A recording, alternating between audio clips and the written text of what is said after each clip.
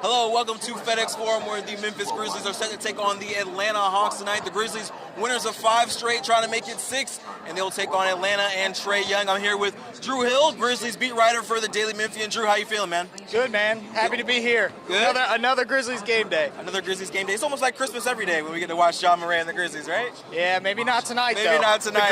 The Grinch showed up at FedEx Forum. The Grinch definitely showed up. No John Morant tonight. He is dealing with some, we call it thigh soreness. Officially, I think it's his hamstring, so they'll be dealing with that. We won't see him in this matchup tonight, but we still have a pretty good Grizzlies squad, and they're looking up lately. Yeah, no. Dylan Brooks will be particularly important in this game tonight. Still no Desmond Bane, no Steven Adams as well, so you're missing some of your bigs. So you got to look for a big game from Jaren Jackson Jr., a big game from Dylan Brooks. They've been in this spot before. They've come out with wins. You got to do it again tonight. Yeah, it's been a next man up mentality for the Grizzlies pretty much all year. Jaren Jackson Jr. especially, I think, will have a pretty strong game tonight. He's probably going to have DeAndre Hunter on him a lot of this evening. Was a pretty strong defender in his own right, kind of Atlanta's own version of Dylan Brooks.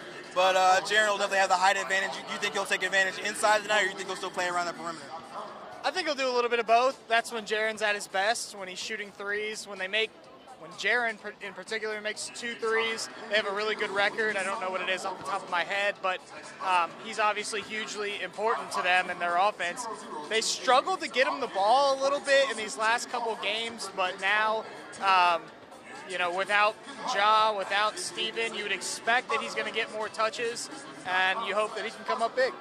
Yeah, you think so. And then on the flip side of that, we talked a little bit about Dylan Brooks. He's obviously going to have a bit of a let-it-fly mentality tonight. He kind of always does whenever John Morant or Desmond Bane doesn't play. But he will have the toughest defensive assignment, as he often does, as he's taking on Trae Young tonight. We expect Trae to play on the second night of a back-to-back. We think he will play. What do you think Dylan has to do tonight guarding somebody like Trae Young, who's so dynamic in their offense? I think Trae's out, actually, tonight. Yeah, Nate McMillan said before the game it's likely that he's going to be out. So, regardless of who is out there, Dylan will be on their best player. No DeJounte Murray, no John Collins, no Trae Young.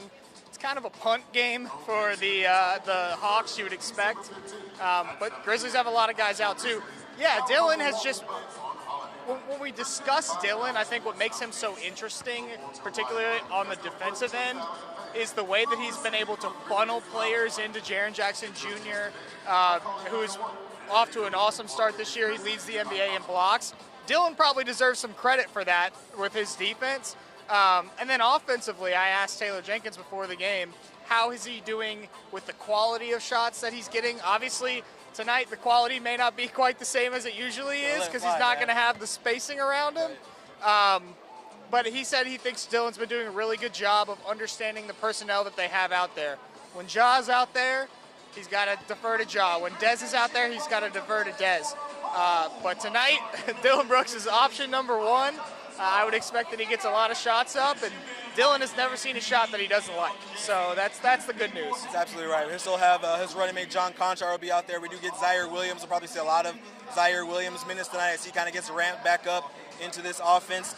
The Grizzlies, again, we said, have won 5 straight. Atlanta's coming off. They've lost 3 of their last 4, but they did get the big overtime win last night against the Chicago Bulls, so they might be riding a little bit of a high, and they're obviously trying to get on the side, but it's so hard to win in the NBA night in and night out. Yeah, the second nights of the back-to-backs are always tricky. Atlanta's win last night over Chicago, they get a buzzer beater in overtime on a play at the rim. It's actually a play that one of their assistants had drawn up years ago against Chicago that also worked. But yeah, this is a tough spot for Atlanta. This is one of those games you want to call a scheduled loss. But if you're the Grizzlies, you still got to show up. You can't sleepwalk through games like this. We saw this with Miami coming in here. The Grizzlies playing on the second night of a back-to-back, and they still got a big win. But yeah, this is definitely a tough spot for Atlanta tonight. All right, well, we'll see. Make sure the Memphis Grizzlies don't play down to their competition, take care of business here in FedEx Forum. Tip-off here in just about 30 minutes or so, taking on the Atlanta Hawks. The Memphis Grizzlies will see what they get it done without Ja Morant tonight. Again, I'm Avery Braxton, ABC 24, here with Drew Hill from the Daily Memphian. This has been your game preview for the Memphis Grizzlies.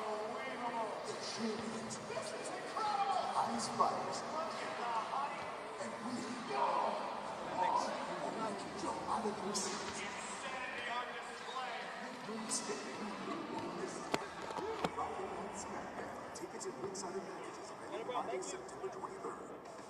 Are you ready?